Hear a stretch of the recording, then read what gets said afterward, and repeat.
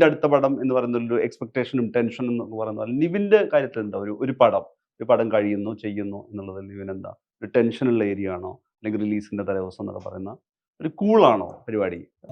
ആദ്യം അത്ര കൂളായിരുന്നില്ല. എല്ലാ സിനിമയ്ക്കും ഭയങ്കര ടെൻഷനായിരുന്നു. ഭയങ്കര ടെൻഷൻ. നെർവസ്. സിനിമ എന്താവും, ആൾക്കാർക്ക് ഇഷ്ടപ്പെടുമോ ഇല്ലയോ, ഇത് ഓടുമോ ഇല്ലയോ, അങ്ങനെ ഒരു ഭയങ്കര ടെൻഷൻ സിറ്റുവേഷൻ. എനിക്ക് തോന്നുന്നു അത് നമ്മുടെ സിനിമകൾ അടുപ്പിച്ച് സക്സസ് ആയപ്പോൾ അടുത്ത സിനിമകൾ സക്സസ് ആയില്ലെങ്കിൽ പ്രശ്നമാണെന്നുള്ളൊരു തോട്ട് എവിടെയോ എല്ലാവരും നമ്മുടെ തലയിലേക്കുള്ളൂ. അടുത്ത പടം നോക്കണം കേട്ടോ, അടുത്ത പടം നോക്കണം, ഇത്രയും നന്നായിട്ട് നിൽക്കുകയാണ്, അടുത്ത പടം കൊണ്ട് ഉഴപ്പരുത്. അപ്പോൾ ഭയങ്കര ടെൻഷനായിരുന്നു. പിന്നെ ഒരു അധികം പടങ്ങൾ നല്ലതല്ലാതെ പോയല്ലോ കുറെ. അപ്പൊ അതൊരു സെറ്റായി.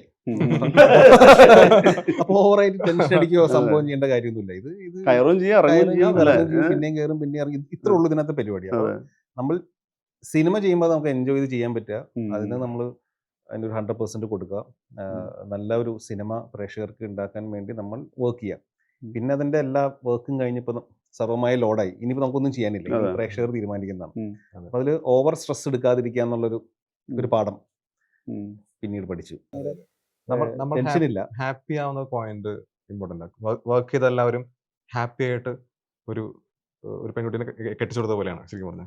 നല്ല വീട്ടിലേക്ക് അയച്ചു, ഇനി സുഖമായിട്ട് കണ്ണടയ്ക്കാം. ഇത് ശരിക്കും പറഞ്ഞാൽ എനിക്കിപ്പോഴും ഒരു സിനിമ പ്രിവ്യൂ കഴിഞ്ഞിട്ട് ഒരു ഹാപ്പിനെസ് മാത്രമേ തോന്നിയിട്ടുള്ളൂ. ഇത് കഴിഞ്ഞിട്ട് വേറെ എനിക്ക് തിയേറ്ററിന്റെ കാര്യം നമ്മുടെ കയ്യിലല്ല, നമുക്കറിയില്ല. പക്ഷേ ഇന്നും നമ്മൾ പ്രൗഡായിട്ടുള്ള സിനിമ ആയിരിക്കും എന്നൊരു വിശ്വാസം എനിക്ക് അകത്തുണ്ട്. അത് എല്ലാവരും എനിക്കൊരു മാഗ്നറ്റ് വെച്ചിട്ട് മണ്ണിൽ എടുക്കുന്ന പോലെ ഇതൊരു ഗുഡ് എനർജി എടുക്കുന്ന സിനിമയായിട്ട് എനിക്ക് തോന്നിയിട്ടുണ്ട്. പ്രശ്നം ഒരു വൺ എനർജി ഈ പടത്തിൽ എനിക്ക് ഫീൽ ചെയ്തിട്ടുണ്ട്.